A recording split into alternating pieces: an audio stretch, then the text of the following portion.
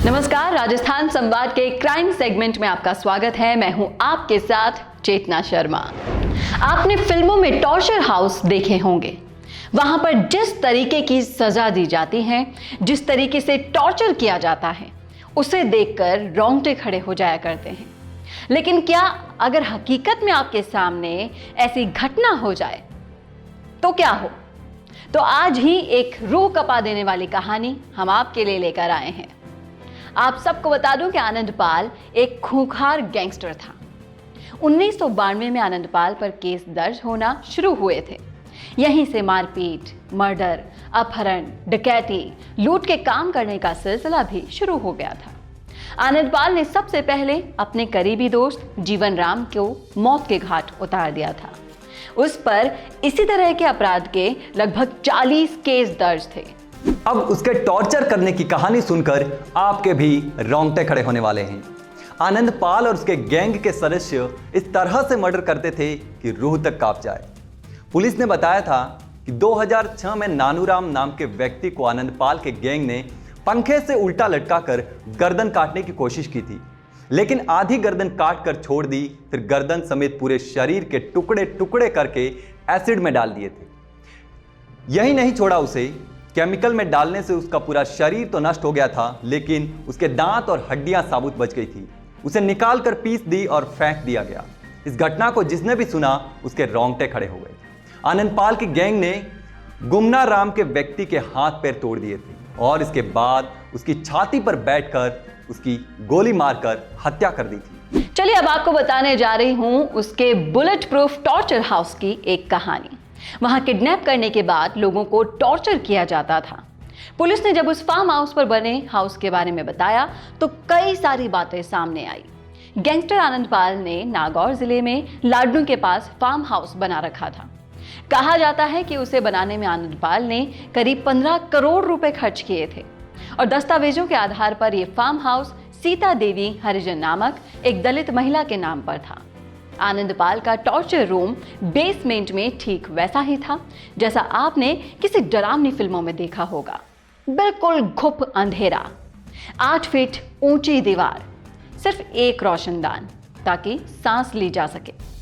लोगों को बंधक बनाने के लिए कई लॉकअप, टॉर्चर रूम में 300 से ज्यादा चमगादड़, यहीं पर वसूली होने तक लोगों को किडनैप करके रखा जाता था। यहीं पर नानूराम की आधी गर्दन काटकर उसकी बॉडी के टुकड़े टुकड़े करके एसिड डाला गया था और फिर हड्डियां पीस कर फेंक दी गई थी। इस टॉर्चर रूम में ऊपर 2 मंजिला बिल्डिंग बनी हुई थी। इसको इस तरह से डिजाइन किया गया था कि किसी भी हमले का आसानी से सामना किया जा सकता था। बिल्डिंग के ग्राउंड फ्लोर पर ऐसी मोटी खिड़कियां बनाई थी कि गोलियां भी उसे भेद ना सके। खिड़कियों में गेट से आने वाले व्यक्ति को निशाना बनाकर फायर करने के लिए गोलाकार जगह बनाई गई थी। यह सब व्यवस्था इसलिए की थी कि कभी भी पुलिस इस फार्म हाउस को घेरे तो आसानी से उसका मुकाबला किया जा सके। इतना ही नहीं, 6 सीमेंट कंक्रीट से बंकर नुमा बनी हुई है ये बिल्डिंग। लेकिन अब इस फार्म हाउस को सरकार ने नवंबर 2016 में कुर्क कर लिया है। आनंदपाल बलवीर बानुड़ा और राजू ठेठ की वजह से क्राइम की दुनिया में आया था। वो बलवीर की गैंग में शामिल हुआ और अपने आतंक से दहशत फैला दी। 2011 तक खुद गोदारा मर्डर, फोगावट हत्याकांड से कुख्यात हुआ। आनंदपाल 2006 से अपराध जगत में शामिल हुआ था और तब से उसने अपना क्राइम ग्राफ लगातार बढ़ाया। 2006 में उसने राजस्थान के डीडवाना में जीवन राम गोदारा की गोलियों से भूनकर हत्या कर दी थी। गोदारा की हत्या के अलावा आनंदपाल के नाम डीडवाना में ही 13 मामले दर्ज हैं, जहां 8 मामलों में कोर्ट ने आनंदपाल को भगोड़ा घोषित किया हुआ था। सीकर के गोपाल फोगावट हत्याकांड को भी आनंदपाल ने ही अंजाम दिया था। 29 जून 2011 को आनंदपाल ने सुजानगढ़ में भोजलाई चौराहे पर गोलियां चलाकर 3 लोगों को घायल कर दिया। 2006 से 2011 तक आनंदपाल गुनाह पे गुनाह करता गया और कुख्यात बदमाश और मोस्ट वांटेड बन गया। 2011 के बाद आनंदपाल ने नए तरीके से अपराध करना शुरू कर दिया था। 2011 से 2015 तक आनंदपाल खुद कभी क्राइम करते हुए सामने नहीं आया। अब उसने अपराध के तरीके बदल दिए थे। राजस्थान में एक नई तरह के अपराध को जन्म दिया था। आनंद पाल ने 10 से 20 युवकों की अपनी गैंग को बढ़ाकर 200 युवकों की गैंग बना ली थी। इन 200 गुर्गों की भी खुद की अपनी गैंग अलग से थी। सब आनंद पाल के लिए काम करते थे। इसके बाद सिलसिला शुरू हुआ नए तरह के अपराधों का, जो इससे पहले राजस्थान में कभी नहीं हुआ था। आनंद पाल गिरोह के करीबी गुर्गे नागौर, सीकर, चूरू, जयपुर में पैसे वाले लोगों को चिन्हित करने में जुट गए थे। पूरी टीम तैयार होते ही आनंद पाल ने जयपुर के निकट फागी में एसओजी के सामने सरेंडर कर दिया। इसके बाद आनंद पाल जेल से ही गैंग को चलाने लगा था और फिरौती, वसूली, मारकाट का सिलसिला चलता रहा। इस दौरान जयपुर नागौर का मेगा हाईवे बनने लगा। डिडवाना से लेकर कुछ मान तक जमीन की कीमत बढ़ने लग गई थी। आनंद पाल ने गुर्गे व बंदूक के दम पर सैकड़ों बीघा जमीन पर कब्जा कर लिया था, जो मेगा हाईवे के किनारे थी।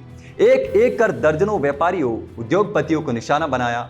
हालात ऐसे पैदा हुए कि लोग आपसी झगड़े में भी पुलिस की बजाय आनंद पाल की मदद लेने लगे। आखिर 24 जून 2017 में एनकाउंटर के वक्त रात करीब 9 बजे पुलिस के 30-35 कमांडो और जवानों के साथ चूरू और नागौर के पुलिस अधिकारियों के साथ सालासर पहुंचे और वहां श्रवण सिंह के मकान को घेर लिया, जहां आनंद पाल छुपा हुआ था। पुलिस ने पहुंचते ही सबसे मकान के पास खड़ी उसकी गाड़ी को पंचर कर दिया और उस वक्त घर में आनंद पाल के साथ साथ 3 महिलाएं और 3 पुरुष और कुछ बच्चे भी मौजूद थे। ये सभी ग्राउंड फ्लोर पर बने कमरों में रह रहे थे। इन सभी को एक कमरे में बंद कर दिया गया और उस समय आनंद पाल पहली मंजिल पर था। आनंद पाल को सरेंडर करने के लिए कहा गया तो उसने पुलिस अधिकारियों पर फायरिंग करनी शुरू कर दी और करीब 1 घंटे तक दोनों तरफ से फायरिंग हुई और आखिर में पुलिस ने आनंद पाल को मार गिराया। यहीं से आनंद पाल के खौफ का अंत हुआ था। राजपूत समाज के लोग आनंद पाल को अपना हीरो मानते थे, इसलिए उसके एनकाउंटर पर सवाल खड़े कर रहे थे। इस वजह से आनंद पाल का अंतिम संस्कार करने में भी काफी देर हो गई थी। मौत के 19 दिन बाद पुलिस की कड़ी सुरक्षा के बीच आनंद पाल का अंतिम संस्कार किया गया था। हर बुरे काम का अंजाम बुरा होता है, लेकिन अपराधियों को ये बात बहुत देर से समझ में आती है। फिर मिलेंगे एक नई कहानी के साथ। अभी के लिए इतना ही। तब तक के लिए देखते रहिए राजस्थान संवाद। नमस्कार।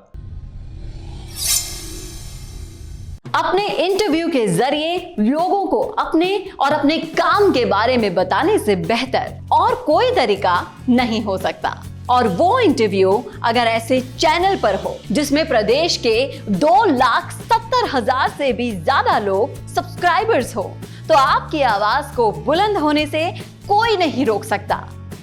इसी के साथ उसी इंटरव्यू को हम लाखों की रीच और 3 लाख से भी ज्यादा फॉलोअर्स वाले राजस्थान संवाद के फेसबुक पेज पर भी प्रसारित करेंगे। इसके अलावा फेसबुक के कई ग्रुप्स के जरिए वो इंटरव्यू लगभग 50 लाख लोगों तक जाएगा। प्रोफेशनल न्यूज रूम और प्रोफेशनल एंकर के साथ state of the art studio में लिया जाएगा आपका इंटरव्यू। और जैसा कि आप सभी जानते हैं कि सैटेलाइट चैनल्स को टीवी पर देखना अब लोगों ने लगभग बंद कर दिया है और उन्हें भी YouTube या Facebook पर ही देखा जा रहा है। तो इससे बेहतर क्यों ना आपका प्रचार एक डिजिटल चैनल पर ही हो, जहां पर आप ज्यादा से ज्यादा लोगों तक भी पहुंच पाए और जो सिर्फ आपके बारे में बात करे, किसी और मुद्दे के बारे में नहीं। तो राजनीतिक रूप से आपको छाना हो या फिर अपने बिजनेस को बढ़ाना हो, करवाइए अपना इंटरव्यू और पहुंचाइए अपना नाम लाखों करोड़ों लोगों तक।